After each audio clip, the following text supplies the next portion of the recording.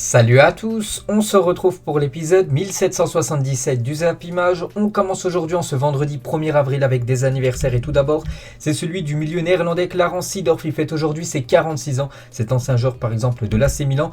Donc on peut voir qu'il est le seul joueur à avoir remporté quand même 4 fois la Ligue des Champions avec 3 clubs différents. Donc avec l'Ajax en 95, avec le Real Madrid en 98 et 2 fois avec l'équipe de l'AC Milan en 2003 et 2007 bien sûr. Clarence Seedorf qui est un puissant milieu de terrain. On peut voir qu'il a toujours une énorme condition physique malgré quand même ses 46 ans bien sûr qu'il fête aujourd'hui. Donc on a une petite photo aussi de Clarence Seedorf en 2006. Il y a aussi l'attaquant colombien Duvan Zapata, l'attaquant de l'Atalanta Bergame. Il fête aujourd'hui ses 31 ans, ce joueur qui évolue en Serie A. Et pour finir, c'est le défenseur allemand Nico Schulz qui fête aujourd'hui ses 29 ans, le défenseur du Borussia Dortmund. On va parler des résultats de la soirée d'hier. Il y avait quelques matchs dans le football féminin. C'était les 2 derniers quarts de finale. Il y a une équipe française qui jouait. C'était l'équipe de Lyon qui jouait contre l'équipe de la Juventus. N'oubliez pas qu'au match aller, Lyon s'était incliné du côté de Turin. Et pour ce match retour, c'est une victoire des Lyonnaises 3-1. Et grâce à cette victoire, Lyon se qualifie pour les demi-finales. Félicitations à l'OL. Donc la qualif pour le dernier carré de cette Ligue des Champions. On peut voir les stats du match. Donc victoire et qualification plutôt logique de Lyon. Donc 61% de possession de balle, 13 tirs, 6 tirs cadrés, alors que la Juventus 6 tirs, dont seulement une seule frappe cadrée. Voilà, en plus elles ont marqué sur leur seul tir cadré hier soir. Donc félicitations à cette équipe de l'Olympique Lyonnais. Donc rendez-vous en demi-finale pour cette équipe de Lyon. Et on est en finale tout simplement en une journal d'équipe aujourd'hui. Pourquoi cette une? Parce que c'est une demi-finale tout simplement 100% française, vu que l'équipe du Paris Saint-Germain jouera contre l'équipe de Lyon, ce qui veut dire qu'une équipe française sera en finale cette saison de la Ligue des Champions féminine. Donc félicitations bien sûr, et que la meilleure gagne bien sûr entre les deux meilleures équipes en France dans le foot féminin. Et l'autre quart de finale, c'est entre l'équipe de Wolfsburg et l'équipe de Arsenal, et c'est les Allemandes qui se sont imposées 2-0 contre cette équipe anglaise. On peut voir les stats du match, et du coup il y a eu un record aussi en nombre de supporters du côté du stade de Wolfsburg, plus de 11 293 supporters exactement, et c'est un record dans l'histoire du club. C'est qu'il y a eu pas mal de records ces derniers jours, surtout dans le football féminin. Voilà, sur les 4 quarts de finale, il y a eu 3 matchs où ça a été un record d'affluence. Donc Barça-Real, 91 553 spectateurs, on en a parlé hier, record mondial. PSG-Bayern, 27 262 spectateurs, record du club à domicile pour le PSG. Et Wolfsburg-Arsenal, 11 293 spectateurs, record du club à domicile pour cette équipe allemande. Le changement, c'est maintenant, tout simplement, le foot féminin en train de prendre tout simplement une autre dimension. Et toujours sur ce Wolfsburg-Arsenal hier, donc se joue avec le symbole de paix sur le terrain. Voilà, avec bien sûr ce symbole de paix au milieu du rond bien sûr central. Et du coup les deux résultats hier, victoire de Wolfsburg, victoire de Lyon. Du coup on peut voir les 4 joueuses nommées pour être élues femmes de la semaine tout simplement dans ces quarts de finale de Ligue des Champions. Et on connaît du coup les affiches des demi-finales. Donc ça sera Lyon contre l'équipe du Paris Saint-Germain, et l'autre demi-finale le Barça contre l'équipe de Wolfsburg. Donc voilà les gars, cette fin de Champions League féminine. On va parler de l'événement du jour bien sûr. C'est la Coupe du Monde, c'est le tirage au sort. Donc normalement c'est à 18h ce soir. Je crois que ça sera diffusé sur TMC. Voilà, si vous voulez regarder bien sûr ce tirage au sort. Et donc voilà, jour J pour le tirage au sort de cette Coupe du Monde. Donc n'oubliez pas les 4 chapeaux. Donc l'équipe de France, l'équipe qui nous intéresse, est dans le chapeau 1, donc en gros les têtes de série. Donc l'équipe de France tirera une équipe du chapeau 2, chapeau 3 et chapeau 4. Donc ça peut être du très très lourd ou un groupe on va dire plutôt abordable pour l'équipe de France. Donc d'après RMC, tout simplement le pire tirage pour la Coupe du Monde possible pour la France, ce serait de choper l'Allemagne dans le pot 2, le Sénégal dans le pot 3 et l'Équateur dans le pot 4. Et le meilleur tirage entre guillemets bien sûr pour l'équipe de France serait de taper les États-Unis dans le pot 2, la Tunisie dans le pot 3 et l'Arabie Saoudite dans le pot 4. Après bien sûr c'est seulement le pire, c'est seulement des... Voilà, pire et meilleur, bien sûr, ça reste quand même de la Coupe du Monde. Il faut gagner contre n'importe quel adversaire. On sait que souvent dans le football, il y a beaucoup de surprises. Mais bon, voilà, c'est toujours mieux, bien sûr, d'affronter, on va dire, des équipes plus abordables que des grosses teams dès entrée. Donc voilà, les gars, tous les chapeaux, bien sûr, pour ce tirage au sort ce soir, bien sûr, de la Coupe du Monde. Et sur BR Football, donc c'est un Twitter britannique tout simplement. Imaginez des affrontements potentiels de groupe de la mort à la Coupe du Monde. Donc voilà, ils ont fait quelques simulations. Par exemple, le Brésil peut avoir l'Allemagne, le Sénégal, Canada. Là, ce serait bien sûr un groupe de la mort. La même chose avec ce groupe de la mort. L'Argentine, l'Allemagne Pologne, Ghana, voilà dans le pot 4. La même chose avec ce gros groupe, hein, l'Angleterre, toujours l'Allemagne hein, qui reste comme la grosse team hein, dans ce pot 2, le Sénégal et le Canada. Et avec l'équipe de France par exemple, hein, France, ça peut faire Allemagne, Sénégal et Pays de Galles, hein, l'équipe de Gareth Bale. On verra bien sûr, hein, ce soir ça sera qui les futurs adversaires des Bleus. Après ça veut rien dire les gars de choper on va dire des équipes plutôt abordables, parce qu'on peut voir par exemple que l'équipe italienne et l'équipe anglaise lors de la Coupe du Monde 2014, ils avaient hérité du Costa Rica et de l'Uruguay. Donc on pensait quand même que les deux nations européennes allaient terminer aux deux premières positions. Pas du tout, ils avaient terminé 3e et 4e. Ça avait été un énorme échec hein, pour l'Italie et l'Angleterre. C'était le Costa Rica qui avait quand même terminé en tête hein, devant l'Uruguay. Toujours avec cette Coupe du Monde, donc les horaires des matchs, donc ça c'est très important, de Coupe du Monde à travers le monde. Donc pour la France, donc lors des matchs de poule, quand il y aura beaucoup de matchs, il y aura un match à 11h, heure française, hein, je vous parle donc 14h, 17h, 20h. Donc voilà, c'est des heures très abordables. Surtout les gros matchs, hein, je pense, seront plus en fin de journée, donc là 17h, 20h. Mais voilà, c'est pas pareil bien sûr, hein, tout à travers la planète. Donc par exemple, je sais pas, peu importe, à Los Angeles, les gars, le premier match, nous il est à 11h en France, donc eux ça sera 2h du matin, 5h, 8h, et le gros match en gros, en prime time, nous normalement le soir à 21h sera à eux, sera à 11h tout simplement du matin. On peut voir voilà à chaque fois les matchs seront diffusés à quelle heure, donc à Doha, donc au Qatar les gars, 13h, 16h, 19h et 22h hein, le dernier match de la journée. Et concernant voilà les huitièmes de finale, demi-finale, petite finale et la finale, on peut voir que heure française hein, donc ça sera 16h. Voilà, 10h, 20h et 16h. Donc la finale, si par exemple l'équipe de France accède à la finale, hein, c'est ce qu'on veut tous, bien sûr. Donc la finale se déroulera à 16h, heure française, hein, bien sûr, pour cette future Coupe du Monde. Et on peut voir du côté du Qatar, hein, du côté bien sûr de ce pays qui va organiser la Coupe du Monde, les 8 stades, les gars. Voilà, donc je vous les montre rapidement. Donc ils ont été tous construits là il y a quelques temps. On peut voir le premier en 2019, le deuxième en 2021, 2017, 2020. Donc voilà, c'est des magnifiques stades. On peut voir à chaque fois la capacité max, hein, bien sûr, pour accueillir des matchs de Coupe du Monde et les 4 derniers stades. Hein. Donc toujours hein, en 2020, 2021, 2022 et 2021, l'inauguration tout simplement de ces stades. Donc voilà, ces magnifiques stades hein, qui vont accueillir cette Coupe du Monde là. C'est imminent, hein, bien sûr, ça commence fin novembre. Et on va parler du classement FIFA car il y a une énorme modification parce que la Belgique, hein, qui était première nation au classement FIFA depuis 2018, hein, ça faisait plus de 4 ans. Donc la Belgique a perdu sa première place au classement FIFA, une première depuis novembre 2018. Donc voilà, c'est plus les Belges actuellement en première position, c'est tout simplement le Brésil qui est le nouveau leader de ce classement au classement FIFA. Donc la Belgique recule d'une place, ils sont actuellement dauphins tout simplement de la sélection brésilienne. Donc félicitations bien sûr à cette Seleção, n'oubliez pas que c'est l'équipe comme favorite hein, pour remporter la Coupe du Monde. Je vous ai montré hier les cotes voilà, des bookmakers, hein, c'est comme le Brésil qui a la plus petite cote hein, pour remporter cette Coupe du Monde. Après, voilà, c'est pas souvent le favori bien sûr qui remporte l'épreuve. Hein. Donc actuellement numéro 1 du classement masculin de la FIFA, 5 victoires en Coupe du Monde bien sûr, plus que toute autre nation. Et la seule nation à avoir disputé toutes les Coupes du Monde. Donc en tout il y a eu 22 Coupes du Monde et le Brésil est la seule nation au monde à avoir disputé toutes les Coupes du Monde. Voilà donc... le Brésil 22, l'Allemagne 20 Coupes du Monde, ils en ont participé, ils en ont loupé 2, l'Argentine 18, l'Italie 18, dont voilà, ils auraient pu être à 20 s'ils auraient participé aux 2 dernières. Mais non, voilà, donc l'Italie à 18 par exemple, la France, hein, donc l'équipe de France a participé à 16 Coupes du Monde sur 22 possibles. Et toujours avec cette sélection brésilienne, bien sûr, hein, l'équipe qui a remporté le plus de Coupes du Monde. Voilà quelques photos hein, des stars, des légendes du côté du Brésil. On peut voir Roberto Carlos, Ronaldinho, Ronaldo, Rivaldo. Voilà, que des légendes. Maintenant, c'est Neymar hein, voilà, du côté du Brésil. Est-ce qu'il va porter son pays au titre ultime bien sûr, hein, au titre mondial, on verra. Et du coup le classement FIFA, le top 10, donc il y a quelques modifications. Donc le Brésil, premier, Belgique, deuxième, donc l'équipe de France reste toujours sur le podium à la 3e position, Argentine 4e, l'Italie 6e malgré leur non-qualification, donc ils vont perdre je pense beaucoup de points, vu que voilà il y a beaucoup d'équipes qui vont prendre des points lors de cette Coupe du Monde. Donc l'Italie pourrait peut-être sortir du top 10 à la fin de la Coupe du Monde. Donc l'équipe qui a gagné beaucoup de place, c'est le Mexique. On peut voir que le Mexique rentre dans le top 10, hein. Ils sont tout simplement maintenant 9e, ils ont pris 3 places, hein, cette équipe mexicaine. Donc voilà, 10e c'est les Pays-Bas. On peut voir sinon toutes les autres équipes, donc le Danemark était 10e, sort du coup de ce top 10, hein, ils sont 11e. On peut voir je sais pas les États-Unis 15e, le Pays de Galles 18e, le Sénégal, première nation africaine, 20e, je sais pas, la Pologne, 26e, le Nigeria, 30e, ou je sais pas, la Russie par exemple, 36e. Et concernant voilà le classement FIFA sur la zone Afrique, on peut voir voilà les meilleurs teams en gros. Donc le Sénégal 20e, donc ils ont perdu comme 2 places par rapport au dernier classement FIFA. Le Maroc, donc toujours à 24e position. Donc l'Algérie les gars, qui n'a pas été qualifié. Ils sont actuellement à 44e place du classement FIFA. Et on va parler de l'Algérie, vous savez qu'on en parle beaucoup là ces derniers jours depuis ce match contre le Cameroun qui a beaucoup fait parler bien sûr.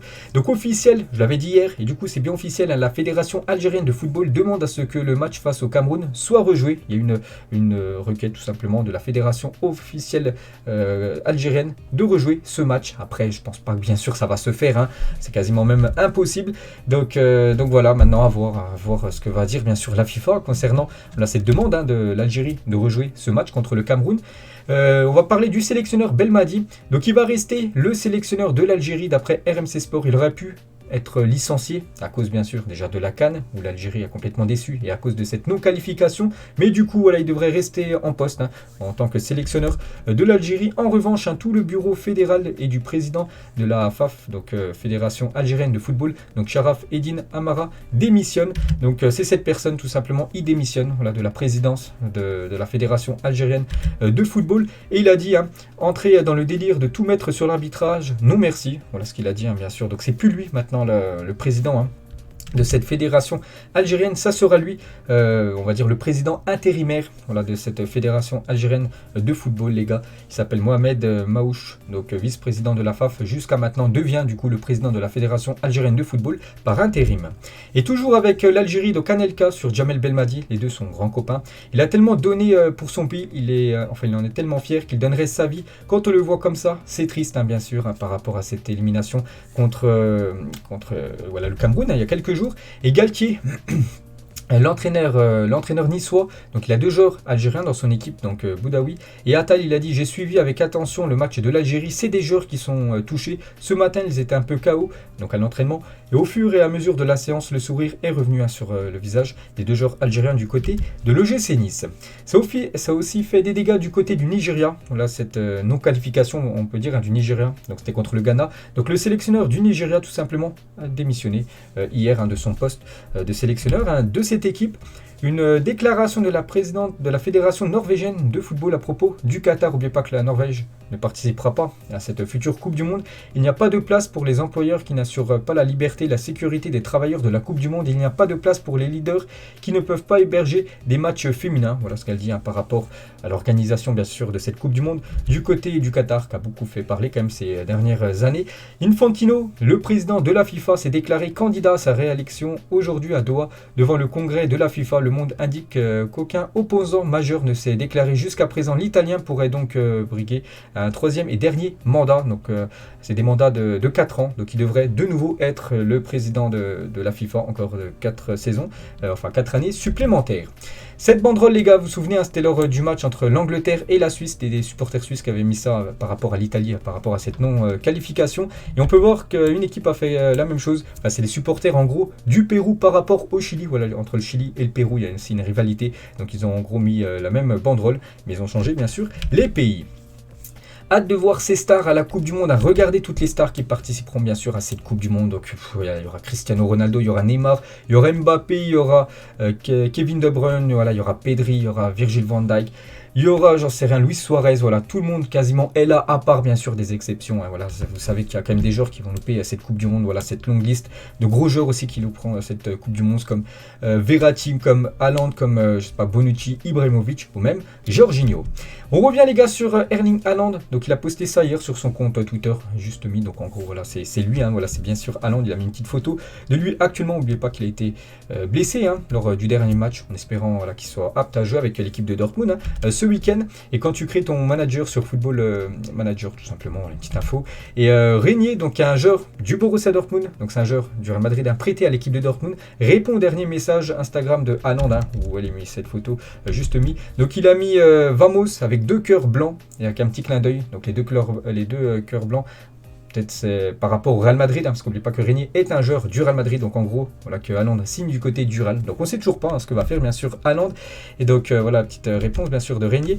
Et concernant Fabrizio Romano, donc il confirme que Haaland n'a absolument aucun problème avec le fait de jouer avec Kylian Mbappé. On sait que Mbappé, voilà, il y a de grandes chances qu'il signe du côté du Real Madrid. Il n'y a aucun problème pour Haaland, parce que c'est Fabrizio qui le confirme, que voilà, le Norvégien voilà, peut jouer avec Kylian Mbappé dans la même équipe la saison prochaine. Voilà, c'est Fabrizio Romano. Je peux vous dire à 100% que pour Haaland, jouer avec Mbappé n'est absolument pas un problème. Donc voilà, peut-être les deux du côté du Real Madrid saison prochaine. On va parler de Kylian Mbappé, voilà, qui en a marre, Kylian Mbappé, voilà, il y a un gros stop tout simplement au site de Paris Sportif. Le danger des paris en ligne, ne plus avoir de limite, un peu de respect s'il vous plaît. Donc il envoie ce pic à Winamax, donc vous pouvez aller voir, c'est sur son Twitter. Pourquoi il a mis ça? Parce qu'en fait le compte de Winamax, les gars, donc Wilfried Mbappé lors du but de son fils contre l'Afrique du Sud. Donc j'ai coupé la photo, on peut voir une personne qui montre voilà, ses fesses au public. Donc voilà, pour Mbappé bien sûr ça n'a pas du tout passé, donc il a mis ça sur son compte voilà, Twitter, voilà, que des fois bien sûr les sites de Paris Sportif vont beaucoup trop loin, un peu de respect, voilà ce que dit Kylian Mbappé, bien sûr je le soutiens à 100%, le joueur parisien. Et toujours avec Kylian Mbappé, donc Ronaldinho, ancien parisien, donc hier il était au micro de Roten sans flamme sur RMC, et Ronaldinho à propos de Mbappé, il a tout pour réussir ici au PSG, mais il peut jouer n'importe où avec sa technique. J'espère qu'il fera les bons choix concernant son futur. Est-ce que rester au PSG c'est un bon choix? Est-ce qu'aller du côté du Real Madrid c'est un bon choix? Maintenant c'est bien sûr ça Kylian de faire des choix dans sa carrière. Toujours avec Ronaldinho, toujours RMC hier. Donc sur Neymar, cette fois-ci, je suis content de tout ce qu'il a fait. C'est un des meilleurs joueurs du monde chaque année. Il gagne quelque chose à Paris. Au Brésil, c'est notre principal joueur, notre leader. Au Brésil, tout le monde est content de ce qu'il fait là-bas et au Paris Saint-Germain. Donc voilà une petite déclaration de Ronaldinho sur Neymar. Toujours avec Ronaldinho, il parle cette fois-ci de Léo Messi. Messi est resté 20 ans à Barcelone. C'est la première fois qu'il change de club. Il a besoin de temps pour s'adapter. C'est impossible de le critiquer quand on connaît sa qualité. Dans pas longtemps, il reviendra à son meilleur niveau, bien sûr. Bon, après, il commence à prendre de l'âge. Je ne pense pas quand même que Messi reviendra au niveau qu'il avait il y a quasiment 7-8 ans du côté du Barça. À voir, bien sûr. Toujours avec Ronaldinho, il dit pour lui son numéro 1, le meilleur de tous les temps, c'est Ronaldo, son ancien collègue en sélection. Donc Ronaldo R9, il a changé le foot, c'était incroyable, c'était le numéro 1, il a commencé à faire des choses que personne n'avait vues avant, j'ai copié certaines choses, oui, et on a joué ensemble beaucoup d'années, c'était super du côté bien sûr de la Seleção, cette sélection brésilienne. Et concernant ce qu'il fait actuellement Ronaldinho, j'ai bien profité de mes moments dans le foot, j'ai eu la chance de ne pas avoir eu besoin de beaucoup de temps pour tout gagner, que ce soit la Coupe du Monde, même le Ballon d'Or. Je suis content, tous mes rêves de petit, je les ai réalisés. Il ne m'a rien manqué dans sa carrière. Peut-être le seul regret qu'on peut avoir avec Ronaldinho, c'est quand même qu'il a arrêté sa carrière plutôt tôt. Je crois qu'il avait seulement 31 ans à peu près, il avait déjà arrêté sa carrière. Alors qu'on peut voir par exemple que Zlatan, 40 ans, est toujours footballeur professionnel. On revient les gars sur Léo Messi. Donc Messi qui a joué le match contre l'Équateur il y a quelques jours en Argentine. Et du coup, il était bien hier à l'entraînement du côté de Paris pour préparer ce match après-demain. N'oubliez pas que le PSG joue dimanche soir à 20h45 au Parc des Princes contre l'équipe de Lorient. Voilà une petite photo de Léo Messi à l'entraînement hier. Et quand tu es un peu trop fan de Messi, donc c'est à la fin du match entre l'Équateur et l'équipe argentine, bien sûr de Léo Messi. Donc il y a un supporter de l'Équateur qui est rentré sur le terrain. Voilà, on a l'impression que c'est un grand pote à Messi, alors que Messi, voilà, je pense pas qu'il apprécie comment il l'a pris au niveau de la gorge. Voilà une petite photo de Léo Messi, les gars, avec ce supporter de l'Équateur. Toujours avec Léo Messi, laisse-moi juste vérifier si tu es réellement humain. C'était lors d'un match de Coupe du Monde. C'était en 2014 entre le Nigeria et l'équipe argentine. C'était Enyama, donc le gardien du Nigeria. Donc il avait touché Léo Messi pour voir vraiment s'il était humain lors de ce match de Coupe du Monde. Et toujours avec l'Argentine, donc Messi, on sait que son plus grand rival lors de ces 10 dernières années, c'est Ronaldo. Une petite photo montage de Ronaldo s'il aurait été argentin. Voilà, une photo du joueur portugais avec le maillot de l'Argentine. Et Busquets, les gars, sur Léo Messi, deux grands copains. Donc avant ils évoluaient du côté du Barça. Messi me manque sur le terrain et en dehors, il nous a beaucoup donné. Cela a fait une différence brutale. Je suis sûr que nous lui manquons aussi. J'aimerais qu'il revienne, mais c'est très difficile. Il a un contrat, la façon de sortir d'ici. Voilà ce que dit un Busquets, bien sûr, il manque beaucoup. Il pense à Messi. Voilà. Donc voilà, on verra bien sûr si Messi reviendra un jour du côté du Barça, soit en tant que joueur ou soit peut-être en tant que quelqu'un dans le staff du côté du club Blaugrana. On va parler d'une info officielle, j'en avais parlé hier qu'à 14h30 hier, il y avait une conférence de presse de Jean-Michel Aulas pour annoncer une arrivée. Et du coup, c'est officiel, c'est Tété qui quitte le Shakhtar et s'engage librement jusqu'à la fin de la saison à Lyon. Donc je le connais pas trop, là je vous cache pas ce joueur. Donc c'est un joueur déjà offensif, il portera le numéro 20 du côté de Lyon. Donc pourquoi il rejoint cette équipe de Lyon? hors période de mercato, parce que vous savez que les joueurs évoluant en Russie et en Ukraine peuvent quitter leur club et finir la saison avec un autre club. C'est pour ça que Lyon, bien sûr, s'offre, hein, c'est l'attaquant du Shakhtar. Et Vincent Ponceau, donc en conférence de presse hier, il a dit Tété s'est engagé jusqu'à la fin de la saison. On travaille aussi sur le moyen terme car on souhaite qu'il reste à l'issue de la saison. C'est un top recrutement pour nous. Je remercie son entourage tout simplement d'avoir choisi cette équipe de l'OL hein, pour cette fin de saison et peut-être pour la prochaine saison. Reste à voir hein, ce que ça va donner pour les quelques matchs hein, qui restent pour cette fin de saison. Donc voilà quelques photos du joueur brésilien du côté de Lyon. Donc nouveau joueur, hein, c'est un attaquant. Il va amener un petit peu plus de concurrence, on va dire, à Moussa Dembélé en attaque. Et toujours avec l'équipe de Lyon, Jean-Michel Aulas, toujours lors de cette conférence de presse hier. J'ai une vision, je pense que cette année va être la bonne pour remporter l'Europa League. N'oubliez pas que Lyon est qualifié, ils sont en quart de finale, ils vont jouer là en quart de finale contre West Ham et potentiellement ils pourraient jouer contre le Barça en demi-finale. Et pour Aulas, il a une vision. Voilà, donc pour lui, c'est la bonne année hein, pour Lyon pour remporter hein, cette Europa League. N'oubliez pas que le vainqueur de l'Europa League est qualifié hein, pour la Ligue des Champions saison prochaine. Donc bien sûr, ce serait parfait hein, pour l'équipe de l'OL. Et le tacle de Aulas à Juninho en conférence de presse. Donc Juninho, ancien directeur sportif bien sûr hein, du club, donc il a quitté le club depuis janvier dernier. En ce qui concerne Guiri et Bard, ils ont été cédés par le directeur sportif de l'époque, en l'occurrence Juninho. Peut-être que c'était un mauvais choix, mais il l'a fait en toute connaissance de cause. Hein. C'est que maintenant quand on voit ce que fait surtout Amine Guiri hein, du côté de Nice, hein, c'est que c'est, enfin Lyon doit tout simplement s'en mordre les doigts. Et toujours avec les joueurs ukrainiens, enfin qui évolue bien sûr en Ukraine, donc du côté du Shakhtar. Donc le Real Madrid aussi pourrait faire un peu comme Lyon, s'offrir un joueur. Donc le Real Madrid a conclu un accord pour le prêt avec option d'achat de Vinicius Tobias, un jeune joueur de 18 ans, donc ça latéral, un défenseur droit. Donc il pourrait lui la signer dans les prochaines heures hein, du côté du Real Madrid hein, jusqu'à cette fin de saison. Regardez la une aujourd'hui du journal L'Équipe. Hein. Donc un rêve de champion. Donc ce week-end les gars, il y a Nice contre l'équipe de Rennes et Saint-Etienne contre l'équipe de Marseille demain. Donc voilà des gros matchs. Hein. Donc Saint-Etienne joue le maintien, Marseille joue le top 2 hein, pour se qualifier directement pour la future Ligue des Champions. Nice-Rennes, hein, c'est deux équipes aussi qui aimeraient gêner Marseille pour cette deuxième place, pour jouer hein, cette future LDC. Donc un gros programme pour voilà, cette semaine en Ligue 1. On va parler du côté de Bordeaux et un jeune joueur de l'effectif professionnel des Girondins de Bordeaux a été surpris en train de voler dans le vestiaire du club. Il revendait sur internet des paires de chaussures qui appartenaient à ses coéquipiers. Donc voilà, une petite info hein, concernant un joueur hein, de Bordeaux. On n'a pas le nom, le nom n'a pas filtré. Mais bon, je pense qu'il doit être dans de mauvais draps. On va parler de Pascal Dupraz, le coach de l'AS Saint-Etienne, commencera à faire grincer des dents en interne, avance le journal L'Équipe. Le fait qu'il répète régulièrement qu'il sera en fin de contrat en juin prochain énerverait de plus en plus les dirigeants stéphanois, parce que peut-être Saint-Etienne, en plus si vraiment Dupraz arrive à maintenir, l'équipe des Verts en première division, donc ils vont vouloir bien sûr le prolonger, hein, qui reste le futur entraîneur des Verts, mais lui il dit souvent voilà, qu'il est en fin de contrat en fin de saison et qu'il pourrait bien sûr quitter le club.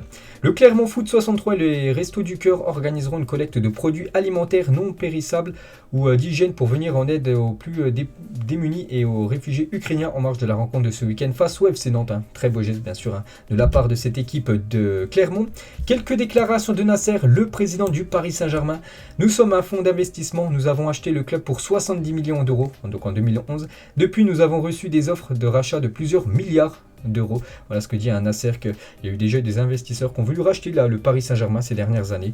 Donc voilà une petite info hein, concernant le PSG. Il a aussi dit hein, notre investissement au PSG n'aide pas seulement un club. Imaginez que le PSG ne soit pas en Ligue 1, où la Ligue trouverait-elle un fonds d'investissement, donc le CVC, pour investir plus de 1,5 milliard d'euros. Cette somme va profiter aux petits clubs pour investir, hein, bien sûr, vu que maintenant les droits télé ont largement augmenté, on va dire, dans la Ligue 1, vu qu'il y a des énormes stars, bien sûr. Donc beaucoup de personnes maintenant regardent le championnat, enfin surtout pour l'équipe du Paris Saint-Germain avec toutes ces stars. Mais bien sûr, tous les petits clubs, même le 20e de la Ligue 1, voilà, récupère beaucoup plus d'argent maintenant avec les droits télé. Donc surtout, en grande partie grâce au Paris Saint-Germain. Et toujours avec Nasser, imaginez qu'il y ait eu un investissement au cours des dernières années. Le foot se serait effondré. Quand vous regardez de manière globale, ce qu'on a fait, ça a élevé tout simplement le niveau du championnat français. Et concernant la Super League, il a dit j'aurais pu accepter le chèque de 400 millions d'euros voilà, que proposait le président de la Super League. Ils m'ont invité et quand j'ai dit non, ils m'ont dit qu'ils ne m'avaient pas invité. Ça les résume hein, tout simplement cette Super League hein, voilà, qui est toujours en pourparlers hein, actuellement. Des nouvelles de Donnarumma, le gardien parisien qui vit là ces quelques semaines dernières, quand même des gros coups durs quand même, avec l'élimination du Paris Saint-Germain, l'élimination aussi de l'Italie. Donc il a le mal du pays d'après les informations de la Gazzetta italienne. Il souhaiterait revenir en Italie, qui lui manque tout simplement, évidemment qu'il n'y a pas beaucoup de destinations possibles pour lui. Alors le quotidien évoque la Juventus comme point de chute, mais le gros problème c'est tout simplement son énorme salaire qui touche actuellement du côté du PSG. Et bien sûr la Juve ne peut pas lui offrir le salaire qu'il touche actuellement. On va parler d'un jeune parisien, c'est Ismaël Garbi, donc il a seulement 17 ans, et Liverpool et Chelsea suivent de près les prestations du jeune joueur du PSG qui pourrait peut-être quitter le club en fin de saison. Deschamps et Noël Le Graët seront à Doha, donc aujourd'hui pour suivre le tirage au sort des groupes de la Coupe du Monde 2022, le sélectionneur va visiter différents camps de base, et toujours avec l'équipe de France, donc Florent Gautreau. Donc à RMC hier, il a dit Deschamps est coincé avec Giroud après l'avoir rappelé. Avec ce niveau de performance à Milan, il est obligé de le reprendre. Giroud va venir au mondial et sera remplaçant. Mais il y aura un blessé ou un absent et il sera décisif car c'est son destin, bien sûr, Giroud avec les Bleus. C'est vrai que moi je pense vraiment que Deschamps doit appeler Giroud. Bon, peut-être pas maintenant mettre Giroud en titulaire, vu que le numéro 9, pour moi, voilà, ça reste quand même Karim Benzema, avec Benzema devant. C'est le 9 type, bien sûr, pour les Bleus. Mais tu es obligé quand même de le convoquer, déjà pour les matchs de Ligue des Nations et surtout pour la Coupe du Monde. Giroud peut débloquer des matchs. Voilà, vraiment un match c'est compliqué, tu le fais rentrer à les 20 dernières minutes et il peut bien sûr, avec sa puissance, tout ça, avec sa niaque devant, débloquer des situations. Donc j'espère qu'il prendra par exemple à la place, pourquoi pas de Ben Yedder, voilà, qu'on pourrait enlever de la liste. Moi je préfère voir Giroud que Ben Yedder en équipe de France, à voir maintenant. Si Deschamps bien sûr va de nouveau appeler Giroud. Et Noël Le Graët, les gars, aimerait bien voir le président de Strasbourg lui succéder à la tête de la FFF. Il a dit, donc Marc Keller, donc le président de Strasbourg, est un homme qui a bien réussi sa vie et son club. Il ne la ramène pas pour tout et rien. Il devra vendre son club, ce qui n'est pas rien. Mais il est clair que s'il est libre, j'aimerais qu'il prenne ma place, tout simplement en étant président de la Fédération française de football. On va parler de l'équipe de France féminine et Corinne Diacre Zap Keira Amraoui, donc une joueuse du Paris Saint-Germain. Pourtant, elle l'avait sélectionnée lors du dernier rassemblement, mais là pour les 2 prochains matchs des Bleus, donc ne l'a pas convoquée. Donc voilà les gars, c'est des matchs pour se qualifier pour le Mondial 2023 l'année prochaine. Officiel les gars, on prend la direction de la Première Ligue et le mercato estival anglais ouvrira ses portes le 10 juin 2022 et se termina le 1er septembre à 23h. Donc voilà les dates de la fenêtre de mercato pour le championnat anglais. Toujours avec la Première Ligue, donc c'est officiel, on en parlait depuis quelques semaines. Cette fois-ci c'est bien officiel, la Première Ligue autorise la règle des 5 changements la saison prochaine. Donc voilà les gars, 5 changements en PL1, c'est validé, c'est officiel, ça sera pour toujours. Après, peut-être dans 10 ans, peut-être ça changera bien sûr cette règle. Donc du côté de Liverpool, la fraise de Mohamed Salah aux abords d'Anfield est magnifique. Regardez cette magnifique photo les gars. Du côté de Anfield, du côté de Liverpool, pour vous montrer vraiment l'importance, la légende à Mohamed Salah. Maintenant, il a du côté des Reds. Toujours avec Liverpool et Manchester United, donc les 2 clubs anglais, c'est officiel, s'affronteront en amical le 12 juillet prochain en Thaïlande, à Bangkok. Il s'agira bien évidemment d'un match de pré-saison pour préparer la future saison. Du côté de la Première Ligue, toujours avec Manchester United, donc Bruno Fernandes a signé un nouveau contrat avec Manchester United. Il fera de lui donc l'un des 3 joueurs les mieux payés du club. Je pense qu'il y a quand même aussi Cristiano Ronaldo qui touche beaucoup d'argent. Et voilà, bien sûr, avec toutes ces énormes prestations qu'il fait comme depuis son arrivée du côté de Manchester. Du coup, il devrait prolonger de 5 saisons. Voilà, et il touchera un énorme salaire maintenant du côté des Red Devils. Lui aussi, les gars, il était pressenti du côté du Barça, alors qu'il était annoncé avec insistance du côté du Barça. Azpilicueta, 32 ans, va finalement prolonger avec Chelsea jusqu'en 2023 pour une saison supplémentaire. Donc pour l'instant, c'est pas encore fait officiellement, mais voilà, c'est dans les pourparlers en gros. Donc voilà, c'est imminent tout simplement sa prolongation du côté des Blues. Busquets, les gars, a confirmé dans une interview accordée à RAC 1 que Franck Kessié a signé libre au Barça. Il a dit: je l'ai vu jouer, il est fort physiquement avec peu de déchets, il a un bon coup de rein et manie bien le ballon. Je suis sûr qu'il pourra nous aider. Donc vous savez que Franck Kessié rejoindra cette équipe du Barça en fin de saison. Et même Busquets, bien sûr, maintenant parle de Franck Kessié. Voilà son futur collègue la saison prochaine du côté du club Blaugrana. Et toujours avec le Barça, regardez le 11 potentiel du Barça en fonction des rumeurs de transfert. Donc pas mal, on peut voir par exemple en ailier droit Rafinha, ciblé par l'équipe du Barça. Donc le joueur de Leeds United, on peut voir aussi Kessié, milieu de terrain. On peut voir aussi Christensen, on peut voir Rudiger aussi ciblé en tant que défenseur central. Donc voilà, ça peut être une énorme team bien sûr du côté des des Blaugrana. Et toujours avec le Barça, donc la une Journal Sport aujourd'hui. Donc on peut voir déjà un petit paragraphe sur Rudiger tout en haut. Et on peut voir 435 millions. Donc en gros, c'est l'accord entre Spotify et le FC Barcelone. Ça tourne aux alentours des 435 millions d'euros. Donc jackpot bien sûr pour les Blaugrana. Donc on peut voir voilà, tout ce qu'il y a détaillé. Donc sur Actualité Barça, bien sûr, un site qui relaye toutes les infos concernant FC Barcelone. Donc Spotify mettra son nom sur le Camp Nou pendant 12 saisons, donc 4 saisons avec travaux, 5 millions annuels, 8 saisons travaux terminés, parce qu'oubliez pas que le Camp Nou va être un peu comme le Bernabeu, donc le Bernabeu va être prêt fin d'année, donc il est tout rénové. Donc la même chose pour le Camp Nou, il devrait être prêt le nouveau Camp Nou en 2025. Donc après les travaux terminés, ça sera 20 millions annuels. Bien sûr que Spotify payera pour être le naming du Camp Nou. Donc Spotify voulait un contrat d'environ 30 ans, donc ça sera déjà pendant 12 saisons. Donc le Barça va donc recevoir 180 millions d'euros pour le naming du stade sur 12 ans. Donc bien sûr un jackpot juste pour rajouter donc Spotify Camp Nou. Donc voilà, c'est le jackpot bien sûr pour le club Blaugrana. Et on peut voir aussi le détail Spotify cette fois-ci avec l'équipementier, donc le maillot équipe masculine et féminine, c'est quasiment de 57 millions d'euros. Voilà, sur 4 ans, on peut voir training, on peut voir voilà, le respect du contrat, quasiment 3 millions d'euros. Donc voilà, Spotify paiera 435 millions d'euros à Barcelone au total, bien sûr, pour voilà, ce partenariat. Regardez la une cette fois-ci du journal AS aujourd'hui, ça parle de Aspas. N'oubliez pas que le Real Madrid demain se déplace du côté du Celta Vigo. Et l'attaquant vedette du côté de Vigo, c'est Aspas. Et Benzema et moi sommes de vieux rockers, donc en gros de vieux briscards en gros. Donc c'est vrai que c'est des joueurs voilà, toujours performants, ils sont très âgés encore. Deux joueurs bien sûr qui performent énormément. Toujours du côté de la Liga. Et le Real Madrid est invaincu contre le Celta Vigo depuis 11 matchs, toutes compétitions confondues, 8 victoires et 3 nuls pour le Real Madrid. La Casablanca n'a plus perdu à l'extérieur contre les Galiciens depuis la défaite 2-0 le 11 mai 2014. 6 victoires et 2 nuls lors des derniers déplacements du Real du côté du Celta. Regardez toujours avec l'Espagne les 10 plus gros salaires. Donc on peut voir voilà, que des joueurs des 3 grosses équipes. Donc le Real Madrid, le Barça et l'Atlético. Donc c'est Gareth Bale le plus gros salaire, 34 millions. Brut à l'année, donc ça comment dire net c'est quasiment la moitié, donc ce qui reste pas mal, ça fait quasiment 17 millions pour Gareth Bale alors qu'il joue pas du côté du Real. N'oubliez pas qu'il est en fin de contrat en fin de saison, c'est pour ça que le Real Madrid est content qu'il quitte le club parce que c'est un gouffre financier. Griezmann, deuxième plus gros salaire avec Eden Hazard. Voilà, du côté de la Liga on peut voir que Benzema touche 24 millions bruts, ce qui fait quasiment 12 millions net pour Karim Benzema du côté du Real. Toni Kroos aussi voilà, touche beaucoup d'argent, même David Alaba qui a rejoint l'équipe du Real, c'est quasiment 10 millions net par an qui touche du côté de Madrid. Et on finit les gars cet épisode. Aujourd'hui on revient sur le tirage au sort de la Coupe du Monde et on va faire un petit jeu tout simplement. Donc on peut voir le pot 1, donc your name, donc en gros c'est quoi votre première lettre de votre nom. Donc moi je m'appelle Clément, donc voilà le C, donc C c'est Qatar parce que ABC c'est Qatar, donc le Qatar jouerait contre le numéro de téléphone, le dernier numéro. Donc moi c'est le 8, dernier numéro de mon portable. Donc le 8 ce serait les États-Unis, donc Qatar, États-Unis.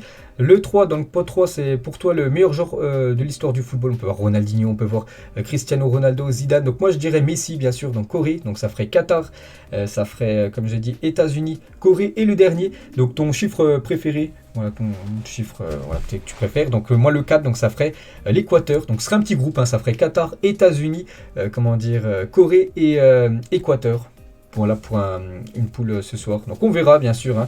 Donc après voilà c'est moi. Après bien sûr vous ça sera totalement différent. Donc voilà les gars la fin de cet épisode. J'espère que ça vous a plu. Je pense on se retrouvera ce soir aux alentours peut-être des 19h, 19h30. Dès que le tirage au sort sera fini. Tant que je fasse la vidéo. On se retrouvera juste après les gars pour faire une réaction par rapport bien sûr au tirage des bleus. Et par rapport à toutes les poules de cette Coupe du Monde qui est fin d'année. Donc j'espère que ça vous a plu. On se retrouve ce soir. Et bonne journée et à plus tard.